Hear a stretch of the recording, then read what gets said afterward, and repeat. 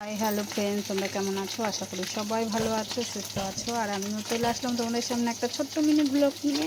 তো দেখো আজকে কী কী রান্না হবে। এই দেখো, এটা রুই মাছের ঝোল করবো আলু দিয়ে। আর এটা হচ্ছে লোটে মাছ, তোমাদের দাদা ভাই আর ছেলে খুব ভালো খায়, আমি আর আমার মেয়ে খাই না, এর জন্য রুই মাছটা রেখেছি। আর রুই মাছটা দেখো আলু দিয়ে ঝোল করবো। এটা হচ্ছে কাঁচা লঙ্কা, আদা, জিরে বাটা। আর এটা হচ্ছে শুকনো খোলায় গোটা গরম মশলা, শুকনো লঙ্কা, তেজপাতা, সাদা জিরে দিয়ে ভেজে বেটে রেখেছি। আর এটা হচ্ছে টমেটো। আর এটা হচ্ছে লোটে মাছের হচ্ছে সর্ষে বাটা, বেগুন দিয়ে করব, তো এই জন্য একটু সর্ষে বাটা করবো। আর ওদিকে তোমাদের সাথে কথাও বলছি, এদিকে মাছ ভাজা বসিয়ে দিয়েছি, রান্নাটাও আমি বসিয়ে দিয়েছি, কেননা ছেলে খেতে চলে আসে।